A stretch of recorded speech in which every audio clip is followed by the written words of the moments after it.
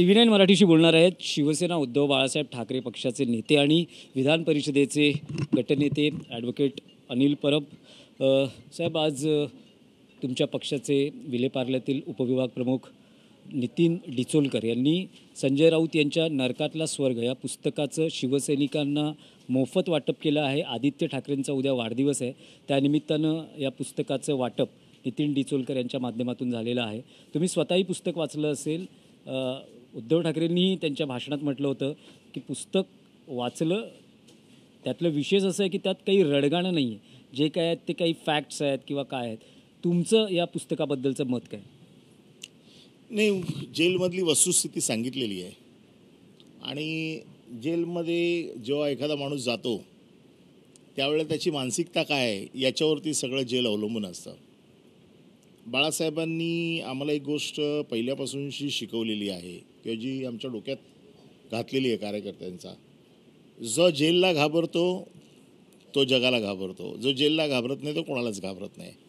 हे त्यांचं पुस्तक म्हणजे बाळासाहेबांची शिकवणूक आहे. कारण ते जेलला कधीच घाबरले नाहीत. ते गेले, त्यांनी सगळी मानसिकता तयार केली होती की आपल्याला जेलमध्ये राहायचं आहे आणि त्याच्याप्रमाणे त्यांनी आलेले अनुभव सगळे ह्याच्यात लिहिलेले आहेत. आणि त्याच्यात कुठले असं की मला त्रास झाला किंवा मला छळलं किंवा असं काही लिहिलेलं नाही आहे.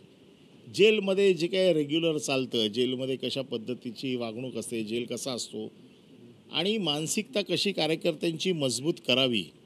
कारण आपल्याला माहिती आहे की शेवटी नेत्याचं काम असतं कार्यकर्त्यांचं मनोधैर्य चांगलं ठेवणं, ते तुटणार नाही, लढण्यासाठी त्यांना मजबूत करणं, हे खरं म्हणजे नेत्याचं काम असतं आणि ते नेता म्हणून संजय राऊत यांनी केलेलं आहे.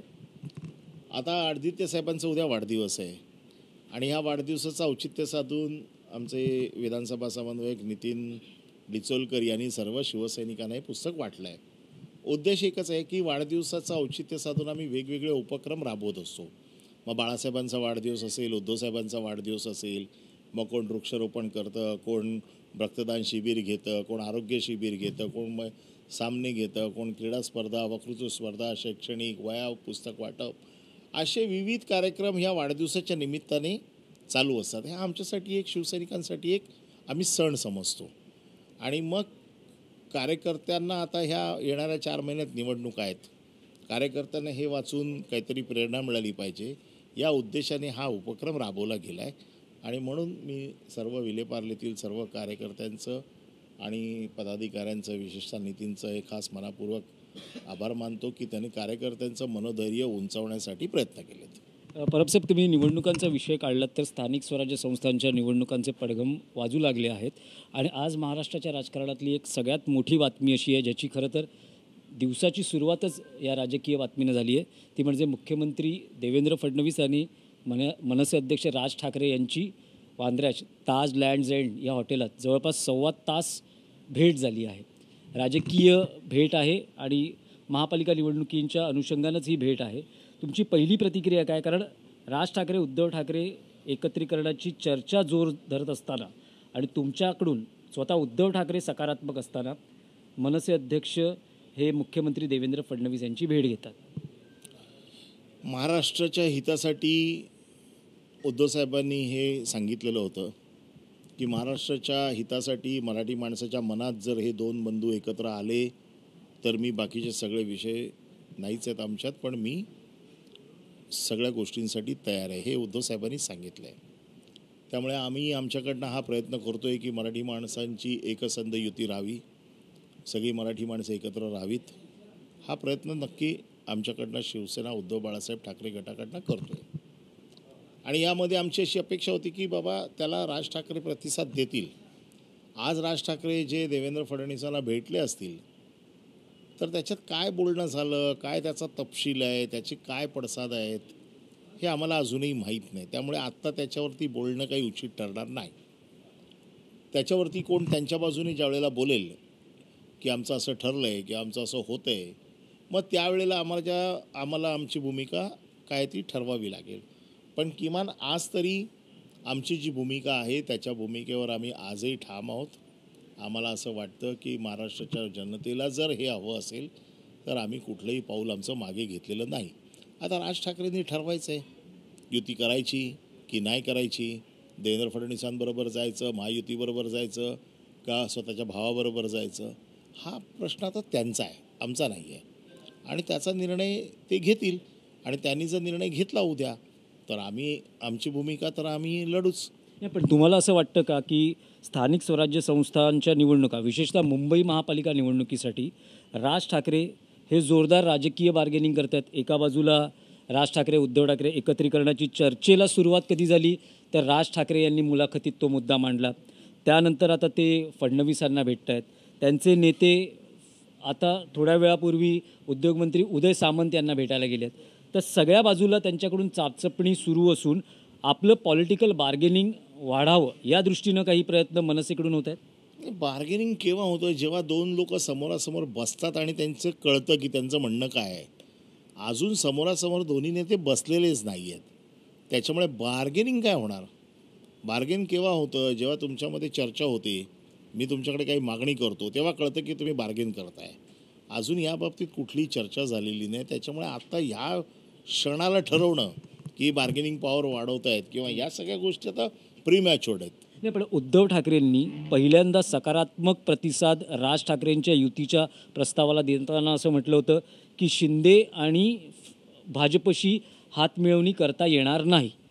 आणि तेच राज ठाकरे आज पुन्हा फडणवीसांना भेटतात. असं हे शेवटी उद्धव ठाकरे साहेबांनी जे सांगितलं आहे ते त्यांचं स्वतःचं मत सांगितलं आहे, पक्षाचं मत सांगितलं आहे. आता राज ठाकरेंनी त्यांचं मत घ्यायचं सिरियसली, ऐकायचं की त्यांच्या मनाप्रमाणे वागायचं, हा निर्णय ते घेणार आहेत ना. हा निर्णय काय उद्धव ठाकरे घेणार नाही आहेत. आता त्यांनी एखादा निर्णय घेतल्याच्या नंतर मग उद्धवसाहेब निर्णय घेतील काय करायचं ते.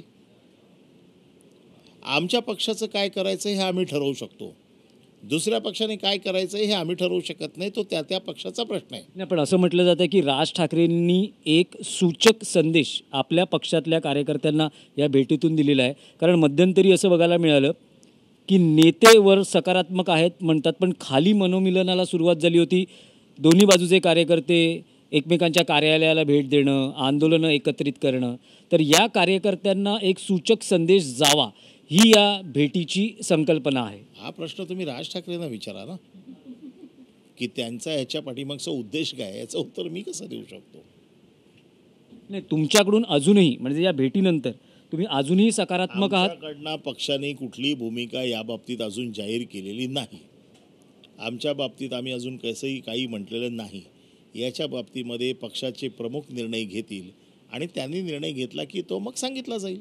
पण तुम्हाला असं वाटतं की जसं म्हटलं जातं की दोन भावांनी एकमेकांशी बोलावं, कारण संवाद हा सगळ्यात महत्त्वाचा असतो. जो संवाद फडणवीस आणि राज ठाकरेंमध्ये दिसतोय, पण दोन भावांमध्ये राज ठाकरे आणि उद्धव ठाकरेंमध्ये दिसत नाही. हे सगळे जर तरचे प्रश्न आहेत. एका फोनचं अंतर आहे असंही म्हटलं जातं. हे म्हणतं ना, हे सगळे जर तरचे प्रश्न आहेत. ह्या जर तरचं उत्तर हे दोन वरिष्ठ नेतेच देऊ शकतात. नेत्याने काय करावं हे कधी कोण कार्यकर्ता सांगत नसतो. त्याच्यामुळे नेत्याने ठरवायचं आहे की कशा पद्धतीने प्रकरण पुढे न्यायचं आहे. राज ठाकरेंना ज्या पद्धतीने हे प्रकरण पुढे न्यायचं योग्य वाटत असेल त्या पद्धतीने ते जातील.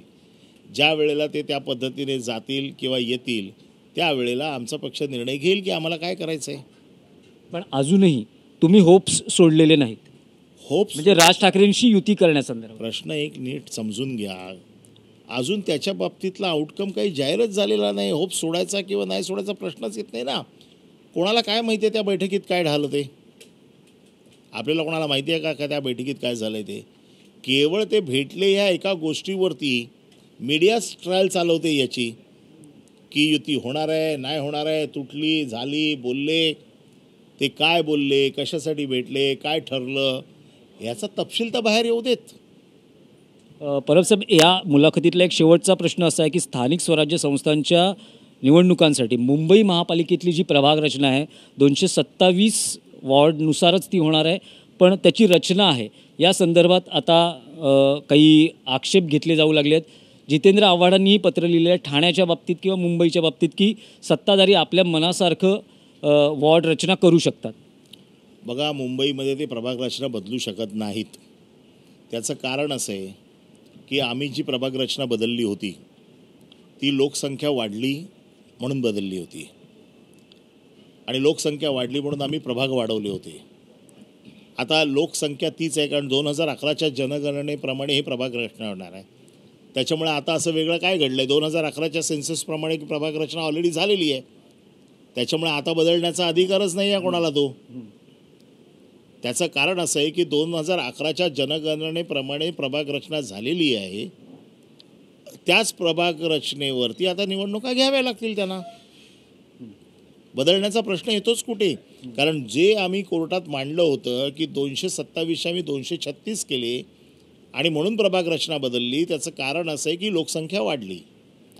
आता त्यांनी सांगितलं वाढलेल्या लोकसंख्येवरती घ्यायचेच नाही आहे, 2011च्या सेन्ससप्रमाणे घ्यायचं आहे. त्याच्यामुळे 227च परत झालेले आहेत. मग 227च झालेले आहेत, त्या प्रभाग रचना बदलण्याचा प्रश्न येतोच कुठे? पण समजा जर तसा काही प्रयत्न झाला, जो काही आरोप होतोय की तो सत्ताधारी प्रयत्न झाला तर त्याचं काय करायचं ते आम्ही ठरवू.